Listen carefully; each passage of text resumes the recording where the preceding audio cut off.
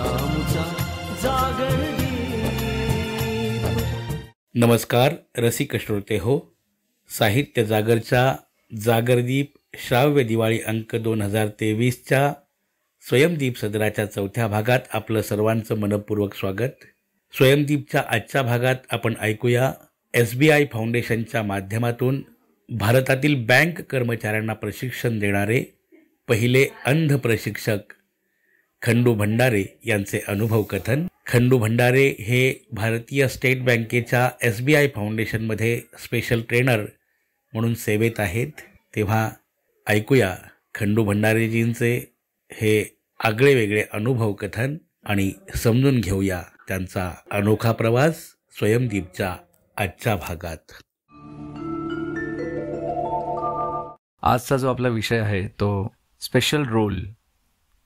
आपणा सर्वांनाच माहिती असेल की आपले भरपूर अंधबांधव बँकिंग क्षेत्रामध्ये वेगवेगळ्या पदावर वेगवेगळ्या पद्धतीने कार्य करत आहेत. एक वेगळ्या विषयाकडे आपल्या सर्वांचं लक्ष केंद्रित करू इच्छितो. किंबहुना हा रोल किंवा अशा पद्धतीचं कार्य जे मी करत आहे ॲज अ स्पेशल ट्रेनर, ती संधी मला मिळाली त्या आमच्याच SBI फाउंडेशनच्या मॅनेजमेंटकडून. यासाठी मी SBI फाउंडेशनच्या मॅनेजमेंटचा खूप खूप आभारी आहे. या संदर्भात थोडंसं आपणा सर्वांशी शेअर करायची इच्छा आहे म्हणून आपल्या सर्वांशी शेअर करतो. मुळात SBI फाउंडेशन म्हणजे नेमकं काय? तर SBI फाउंडेशन एक CSR ॲक्टिव्हिटीज करणारी SBIचीच एक सबसिडरी आहे, जे SBIचं प्रॉफिट वेगवेगळ्या ठिकाणी वेगवेगळ्या स्तरावर वापरतं आणि समाज कल्याणच्या कार्यामध्ये कार्य करतं. SBI फाउंडेशनची स्थापना 2015 साली झाली. अरुंधती भट्टाचार्य या चेअरमॅन असताना त्यांच्या कारकिर्दीत याची सुरुवात झाली. आणि SBI फाउंडेशनमध्ये एक डिपार्टमेंट आहे, ज्या डिपार्टमेंटचं नाव आहे centre of excellence for persons with disability, ज्याची सुरुवात 2017 झाली. आता या डिपार्टमेंटमध्ये काय काय केलं जातं बेसिकली, तर centre of excellence for persons with disabilities हे मूळतः ट्रेनिंग्स, सेन्सिटायझेशन आणि ॲडव्होकेसी या 3 गोष्टींना लक्षात ठेवून यांची सुरुवात करण्यात आली. आणि जेव्हा हे सुरू झालं तेव्हा अगदीच बेसिक लेवलला याची सुरुवात झाली होती. 2017 ट्रेनिंग्स देण्याची सुरुवात केली. आणि ट्रेनिंग्स देण्यासाठी माझी नियुक्ती कशी झाली हा मुद्दा मला आपल्यासमोर ठेवायचा आहे. की जेव्हा मी बँक जॉईन केली 2013 त्यानंतर 2014 आमची ट्रेनिंग आली होती. ट्रेनिंग चेन्नईमध्ये स्पेशल ट्रेनिंग आम्हाला देण्यासाठी बोलवलं होतं. म्हणजे आम्ही ट्रेनिंग घ्यायला गेलो होतो. आणि तेव्हा ट्रेनिंग घेत असताना काही मुद्दे मी आमच्या ट्रेनर्सना सुचवले की हे अशा पद्धतीने शिकवलं गेलं पाहिजे, कारण माझ्याकडे शिकवण्याचा अनुभव माझ्या गाठीशी होता. मी ॲज अ कम्प्युटर टीचर आणि सॉफ्टवेअर प्रोग्रामिंग टीचर म्हणून GTL फाउंडेशनमध्ये काम केलेलं आहे. तर त्या अनुभवाच्या आधारावर मी त्यांना काही मुद्दे सजेस्ट करत होतो 2014.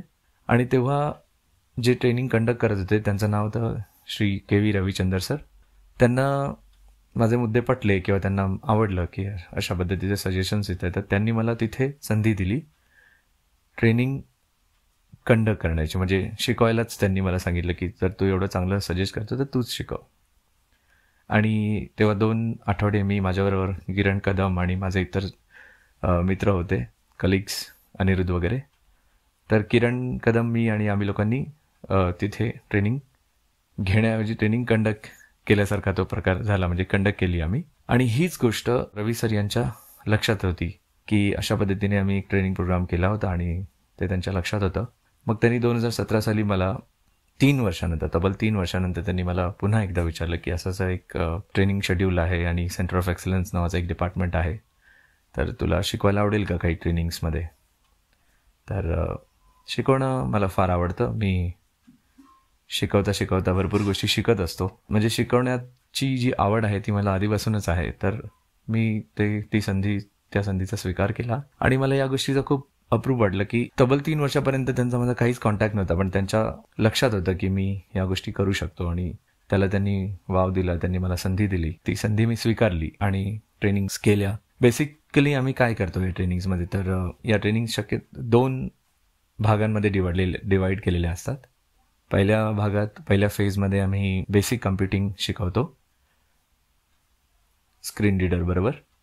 त्याच्यामध्ये मायक्रोसॉफ्ट ऑफिसमध्ये काही गोष्टी आम्ही कवर करू शकतो त्या सगळ्या कवर करतो, जसं की formatting, letter writing, building blocks, table creation, Microsoft वर्डमध्ये, एक्सेलमध्ये sorting, filtering, pivot table, VLOOKUP, macros या गोष्टी. परत गरज पडली तर जसं की RBIसाठी पण आम्ही ट्रेनिंग्स कंडक्ट करतो, तेव्हा पॉवर पॉईंट वगैरे या गोष्टी कवर करतो. कारण ॲज अ बँकर ज्या गोष्टी आपल्याला काम करण्यासाठी आवश्यक आहेत त्या गोष्टी आम्ही कंडक्ट करतो. फेजमध्ये आम्ही CBS कोर बँकिंग सोल्युशन, जे मुख्य प्लॅटफॉर्म आहे ज्याच्या थ्रू बँकिंग हँडल केलं जातं, कस्टमर्सला ज्याच्या थ्रू आम्ही डील करतो, ते जॉज बरोबर कसं हँडल करावं याचं ट्रेनिंग देतो. त्याबरोबर इतर बँकिंग पॅकेजेस जसं की loan account management system, retail loan account management system आहे, किंवा HRMS पोर्टल, जे इतर बँकिंग पोर्टल्स आहेत वेगवेगळ्या बँकेचे, तर ते कसे इंडिपेंडेंटली हँडल करावेत ते शिकवतो. त्याच्यामध्ये काही चॅलेंजेस असतात जॉज बरोबर, तर त्या चॅलेंजेसला आपण कसं ओव्हरकम करू शकतो. काही कॅप्चा असतात, कॅप्चा सोल्युशन्स कसे आपण हँडल करावेत, म्हणजे त्याच्यावरचे सोल्युशन्स काय असावेत ते आम्ही या सगळ्या सेकंड फेजमध्ये कव्हर करतो. ट्रेनिंग बाबतीत अजून एक गोष्ट आहे की आम्ही फक्त दृष्टिबाधित एम्प्लॉईजना ट्रेनिंग नाही देत, तर आम्ही जे मूकबधीर म्हणतो आपण, जे स्पीच अँड हिअरिंग इम्पेअर्ड, त्यांना सुद्धा ट्रेनिंग प्रोव्हाइड करतो. कारण त्यांच्या लेवलचे वेगळे चॅलेंजेस असतात, तर त्यांना ट्रेनिंग देण्यासाठी आम्ही स्पेशली साईन लँग्वेज इंटरप्रिटर्स जे असतात, जे साईन लँग्वेजच्या माध्यमातून त्यांना इंटरप्रिट करतात, तर त्यांचा उपयोग करून त्यांना सुद्धा आम्ही ट्रेनिंग प्रोव्हाइड करतो. त्यांची ट्रेनिंग मी नाही करत, अजून एक व्यक्ती आहेत मिस्टर राकेश झा, ते या ट्रेनिंग्स कंडक्ट करतात. तर मूळ हेतू जो आहे सेंटर ऑफ एक्सलन्सचा तो हाच होता की भरपूर पर्सन्स विथ डिसेबिलिटीज एम्प्लॉईड आहेत, पण त्यांच्यामध्ये असलेल्या क्षमता, त्या क्षमतांचा पुरेपूर वापर केला जात नाही आहे. वेगवेगळ्या स्तरावर जेव्हा कार्य करतात किंवा त्या क्षमतांना योग्य ओळख मिळाली, रेकग्नेशन मिळालं, तर आमचे अंधबांधव वेगवेगळ्या क्षेत्रात भरपूर छान काम करू शकतात आणि स्वतःचं एक वेगळं व्यक्तिमत्व निर्माण करू शकतात. तर त्यालाच थोडा ब्रशअप करून त्यांना पुढे आणण्यासाठी या ट्रेनिंग्सची सुरुवात झाली होती. आणि सेन्सिटायझेशन बाबतीत म्हणायला गेलं तर या सर्व गोष्टी आपण ट्रेनिंग तर करू शकतो, पण या ट्रेनिंग्स बाबतच्या बरोबरीने अंध व्यक्ती नेमक्या काय करू शकतात याचीच जर त्यांना जाणीव नसेल तर त्या असलेल्या क्षमतांचा वापर तरी कसा करून घेतील. म्हणून आम्ही HR, IT आणि प्रिमायसिस डिपार्टमेंट्सच्या जे पदाधिकारी असतात त्यांना आम्ही सेन्सिटाइज्ड करतो की डिसेबिलिटी म्हणजे नेमकं काय आहे. डिसेबिलिटी ॲक्ट जो आहे त्याच्यामध्ये कुठल्या कुठल्या गोष्टी नमूद केलेल्या आहेत आणि या ॲक्ट अनुसार कुठल्या गोष्टी आपण अंमलात आणाव्यात.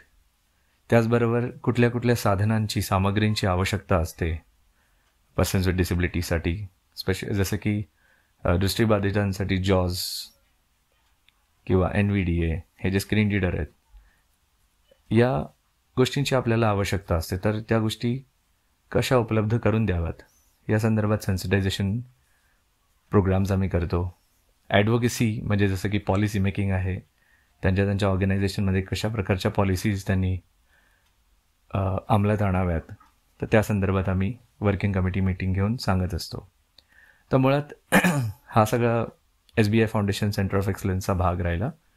तर 2017मध्ये जेव्हा मी ट्रेनिंग केली तेव्हा ट्रेनिंग्स खूप छान झाल्या, पायलट मोडवर होत्या त्या ट्रेनिंग्स. SPBT नावाचं एक ट्रेनिंग सेंटर आहे, त्या ट्रेनिंग सेंटरमध्ये आम्ही ह्या ट्रेनिंग्स केल्या आणि या ट्रेनिंग्स सक्सेसफुल झाल्यानंतर खूप छान प्रतिसाद आला, चांगला प्रतिसाद आला. आणि पद्मजा नायर त्यावेळेच्या आमच्या ॲडवायझर होत्या आणि त्यांनी सांगितलं की अशाच ट्रेनिंग पुढे आपण करत जाऊ. आणि मग हळूहळू आम्ही आत्तापर्यंत टोटल 12 बँकांबरोबर MOU साईन केलेला आहे. ट्रेनिंग, सेन्सिटायझेशन, ॲडव्होकेसी इत्यादी या सर्व गोष्टी करत असतो आम्ही या बँकांबरोबर. त्याच्यामध्ये RBI, bank of Baroda, union bank of India, आमची स्वतःची SBI, Punjab and Sind bank, central bank of India, even RRBs आहेत, ज्या रिजनल रुरल बँक्स आहेत त्यासुद्धा याच्यामध्ये सामील आहेत. जसं की आंध्र प्रदेश ग्रामीण विकास बँक, तेलंगणा ग्रामीण विकास बँक या बँकेंचाही समावेश आहे. तर जेव्हा मुळातः सेंटर ऑफ एक्सलन्स जॉईन करण्याची वेळ आली तेव्हा रवी सरांनी मला विचारलं होतं की हा जो रोल आहे हा थोडासा क्रुशल आहे, कारण ह्याच्यामध्ये तुला संपूर्ण भारतभर प्रवास करावा लागेल, तर याच्यासाठी तुझी तयारी आहे का. तर फिरायला कोणाला नाही आवडत, मला तर फिरायला आवडतंच. आणि त्यांना एकदम एक्साईट होऊन मी बोललो की हो हो सर, चालेल, का नाही, नक्कीच. तेव्हा सर बोलले, तू फक्त फिरण्याच्या दृष्टीने विचार नको करूस. आता सुरुवातीला तुला असं वाटत असेल की फिरायला मिळतंय म्हणून तू छान शिकवतोस, यात काही वाद नाही, पण पुढचा विचार कर, तुझ्या फॅमिलीला पण विचार. कारण आपण जसं विचार करतो की फिरायला मिळतं म्हणून आपण जातो, पण पुढे जाऊन त्या गोष्टी किती हेक्टिक असतात, किती आपल्याला त्रासदायक असतात. त्रासदायक असल्या तरी आपण त्यांना कशा पद्धतीने निभवावं हे जर जमलं तर आपण नक्कीच सक्सेसफुल या क्षेत्रामध्ये कार्य करू शकतो. तर माझ्या फॅमिलीला पण मी सांगितलं की असं असं आहे आणि ही अपॉर्च्युनिटी आहे, ही संधी मला मिळालेली आहे, तर ते मी संधी स्वीकारत आहे. तर त्यांच्याकडून पण होकार आला आणि मला छान वाटलं. आणि मग हळूहळू हे जे कार्य आहे ते मी करत राहिलो. 2018 आज 2023पर्यंत भरपूर वेगवेगळ्या ठिकाणी वेगवेगळ्या वेळेस जाऊन मी ट्रेनिंग्स कंडक्ट केलेले आहेत. आतापर्यंत सांगताना मला खूप छान वाटतं की 60पेक्षा जास्त ट्रेनिंग्स मी आतापर्यंत कंडक्ट केले आहेत वेगवेगळ्या बँकांसाठी, आणि सेन्सिटायझेशन प्रोग्रामसुद्धा केलेले आहेत. मी फक्त दृष्टिबाधित एम्प्लॉईजना शिकवत नाही, तर ट्रेन द ट्रेनर नावाचा एक प्रोग्राम असतो, ज्याच्यामध्ये ट्रेनिंग सेंटर्समध्ये जे फॅकल्टीज असतात त्यांना स्पेशल ट्रेनिंग देतो आम्ही की तुमच्याकडे जर एखादा दृष्टिबाधित व्यक्ती आला, त्यांना तुम्ही काय काय सुविधा दिल्या पाहिजेत किंवा त्यांना काय काय शिकवलं गेलं पाहिजे, त्यांच्यासाठी आम्ही 6 दिवसाचा ट्रेनिंग प्रोग्राम डिझाईन केलेला आहे. तर त्या 6 दिवसाच्या ट्रेनिंग प्रोग्रामच्या माध्यमातून आम्ही त्यांना जॉज किंवा इतर डिसेबिलिटी रिलेटेड गोष्टी अशा शिकवत असतो. तर तो एक वेगळा अनुभव असतो, वेगळा अनुभव आहे माझ्यासाठी की जे चीफ मॅनेजर आहेत त्यांना शिकवताना त्यांची ग्रास्पिंग कशी आहे किंवा ते कशा पद्धतीने या गोष्टीला अडॉप्ट करतात किंवा त्यांचा दृष्टिकोन काय आहे या सर्व गोष्टींकडे बघण्याचा, ते एक वेगळं शिकण्याची गोष्ट असते की कशा पद्धतीने लोक आपल्या गोष्टींना घेतात आणि आपण त्यांचे जर दृष्टिकोन नेगेटिव्ह असतील तर त्यांना कशा पद्धतीने पॉझिटिव्ह गोष्टीमध्ये आपण कन्वर्ट करू शकतो. तर ही एक शिकण्याची बाब असते. परत जसं मी म्हटलं की मी जिथे जिथे जातो तिथे मला नवीन काहीतरी शिकायला मिळतं. जसं की एखादी कमांड आहे, समजा की बाबा तुम्हाला जर एक छोटंसं एक्झाम्पल देतो की समजा फॉन्ट साईज तुम्हाला इन्क्रीज करायची असेल तर कंट्रोल शिफ्ट कॉमा आणि फुल स्टॉपने करता येतं. तर काही पार्टिसिपंट्स, सगळेच पार्टिसिपंट्स काही म्हणजे काही पार्टिसिपंट्स खरंच खूप एक्सपर्ट असतात, तर ते सायमल्टेनियसली सजेस्ट करतात, सर ही पण एक ऑल्टरनेटिव्ह कमांड आहे की तुम्ही control left bracket right bracket केले तरी फॉन्ट साईज वाढता येतं. तशा छोट्या छोट्या गोष्टी शिकूनच त्या गोष्टी मग इतरांना पुन्हा पुढे शिकवण्याची संधी मला मिळते. जसं की व्हीलुकअप शिकवताना ज्या पद्धतीने मी शिकवायचो त्याच्यामध्ये काही ॲडिशन्स मला अजून पार्टिसिपंट्सकडून मिळाले, तेच ॲडिशन्स मी पुढे कॅरी फॉरवर्ड करतो. तर सर्वच व्यक्ती संपूर्णतः परिपूर्ण नसतो. जसं की आता ट्रॅव्हल्सची गोष्ट चालली होती, तर एक प्रसंग मला तुमच्याबरोबर शेअर करायला आवडेल सर्व श्रोत्यांबरोबर. की झालं असं की मी चेन्नईवरून आलो होतो मुंबईला, फक्त एका दिवसासाठीच आलो होतो, कारण मला सगळी तयारी करून पुन्हा देवघरला जायचं होतं झारखंडमध्ये. तर चेन्नईवरून रात्री आलो आणि एक दिवसाचा फक्त काय तो आराम करून, पूर्ण एक दिवस पण नाही, तो अर्धा दिवसच होता, लगेच देवघरसाठी फ्लाईट होती माझी, देवघरला गेलो मी आणि लगेच दुसऱ्या दिवशी ट्रेनिंग होती. तर थकायला एवढं होतं की आपल्याला वाटतं की फ्लाईटमधून फिरतोय तर मस्त आहे, छान आहे, पण तर फ्लाईटचा प्रवासच एकदम असं वाटतं की अरे नको वाटतं, कारण एकाच ठिकाणी बसून राहा आणि हॅक्टिक होऊन जातं. तर झालं असं होतं की देवघरला मी गेलो आणि थकलेलं असल्या कारणामुळे मी झोपून गेलो. मी त्यांना म्हटलं की मला जेवण द्या अर्ध्या एक तासात, पण त्या अर्ध्या एक तासात मला अशी झोप लागली की दरवाजा वाजवत होते, भरपूर दरवाजा वाजवला जेवणासाठी. अरे हे तर, आणि झारखंड सारख्या ठिकाणी मी गेलो होतो आणि त्यांना माहिती होतं की एक टोटली ब्लाइंड व्यक्ती आलेला आहे, फक्त तो एकटाच ट्रेनिंग हँडल करणार आहे. तर त्यांच्या मनात थोडीसं नेगेटिव्हिटी यायला लागली, ते दरवाजा वाजवायला लागले, त्यांना वाटलं काय झालं या व्यक्ती बरोबर. जवळजवळ 2-2.5 तास झाले ते दरवाजा वाजवत होते, फोन करत होते. त्यांनी नंतर मग टॉप लेवलला पण फोन केला की कैसा आदमी भेजा तुमने, हे क्या होगा, कैसे होगा ट्रेनिंग. नंतर मी दरवाजा उघडला तर त्यांना हायसं वाटलं. तेव्हा रात्र झाली होती बरीचशी, सगळे झोपले होते. आणि सकाळच्या वेळेला जेव्हा मी नाश्ता करून भेटायला गेलो तेव्हा त्यांनी सांगितलं की सर अभी हमने बैकआउट करने का सोचा है, हम लोग को लग रहा है कि ये ट्रेनिंग आप ठीक से कर नहीं पाओगे, तो हम अभी बैकआउट करने का सोच रहे. त्यांनी असा विचार केला की आता हा एकटा ब्लाइंड आहे, टोटली ब्लाइंड, हा काय ट्रेनिंग कंडक्ट करणार आणि कसं काय, स्वतःलाच याला हे होत नाही वगैरे असं त्यांनी विचार केला. आणि त्यानंतर एक पहिला सेशन आमचा असतो आईस ब्रेकिंगचा, ज्याच्यामध्ये आम्ही सर्कल बनवून काही ॲक्टिव्हिटीज करवतो. आणि इनॉग्रेशन वगैरे सगळं झालं. त्यांना तेच विचार करत होते की तिकडे पुढे जाऊन सांगायचं की कोणाला तरी दुसऱ्या व्यक्तीला पाठवा यांच्याबरोबर, यांना काही एकट्याला कंडक्ट करता येणार नाही, किंवा असं कोणी येत असेल तर बघा. पहिला सेशन ॲक्टिव्हिटीचा जो होता तो मी कंडक्ट करवला, ज्या एनर्जी, ज्या जोशमध्ये, म्हणजे जसं मी रेग्युलर करतो तसंच केलं, मी काय एक्स्ट्रा एफर्ट्स नाही टाकले. पण तो सेशन झाल्या या सगळ्या चीफ मॅनेजर, फॅकल्टी आणि जे AGM डायरेक्टर्स सगळ्यांनी येऊन मला हात मिळवला, बोला अरे यार तुम तो एकदम ग्रेट हो और आप डेफिनेटली ये दोनों हफ्ते बहुत बढ़िया से सेशन कर सकते हो. त्यांना ज्या पद्धतीने मी जो सेशन कंडक्ट केला होता, आईस ब्रेकिंग म्हणतो आम्ही त्याला, तो बघूनच त्यांना माझ्यामध्ये त्यांना तो विश्वास जाणवला की yes this person can do it. आणि मग ते अशा पद्धतीने, म्हणजे असा एक अनुभव एक तुमच्याबरोबर मी शेअर केला की असं होतं की जेव्हा आपण आपली क्षमता दिसते, लोकांना कळून येतं, तेव्हा त्यांना विश्वास बसतो. तर अशा एकंदरीत या ट्रेनिंग्सचा सिलसिला चालू असतो. मी वेगवेगळ्या बँकांसाठी वेगवेगळ्या ठिकाणी जाऊन ट्रेनिंग्स करत असतो. वेगवेगळ्या अनुभवांची शिदोरी माझी भरत चाललेली आहे आणि छान वाटतं. वेगवेगळ्या लोकांना, विशेष म्हणजे वेगवेगळ्या लोकांना भेटायला मिळतं. वेगवेगळे कल्चर्स, वेगवेगळ्या ज्या स्टेट्समध्ये जातो तेव्हा वेगवेगळ्या कल्चर्सची अनुभूती येते की कुठल्या कुठल्या क्षेत्रात काय काय, कशा पद्धतीने लोक राहतात, त्यांचे विचार कसे असतात. तर एक वेगळं आहे, म्हणजे शिकवण्या पलीकडे जाऊन जेव्हा आपण इकडे संपूर्ण भारतभरात जवळपास माझा अर्ध्यापेक्षा जास्त भारत फिरून झाला असेल. चेन्नई म्हणा, साऊथमध्ये चेन्नई, हैदराबाद, कर्नाटक, केरळ, सगळं साऊथ कव्हर झाला. आता मागच्याच आठवड्यात मी भोपाळला जाऊन आलो. भोपाळची एक गोष्ट आपण सर्वांना थोडं शेअर करायला आवडेल की ट्रेनिंगच्या सेकंड लास्ट डेला आम्ही एक कल्चरल प्रोग्राम ठेवतो नेहमी, आणि त्या कल्चरल प्रोग्राममध्ये कोण गाणं, कविता, शेरो शायऱ्या वगैरे करतात. तर आम्ही एक नाटक करायचं ठरवलं. त्या नाटकामध्ये एक भूमिका अशी दाखवली होती की एक अंध व्यक्ती इंटरव्ह्यूला जातो, तो इंटरव्ह्यूला काय काय चॅलेंजेस फेस करतो, नंतर त्याला जॉब लागतो, त्याच्या परिवारामध्ये कसं वातावरण असतं, कारण त्याचं 2 याच्यामध्ये सिलेक्शन झालेलं असतं. आणि नंतर तो बँक जॉईन करतो. तर बँकेमध्ये तो कसा ह्युमिलेट होतो.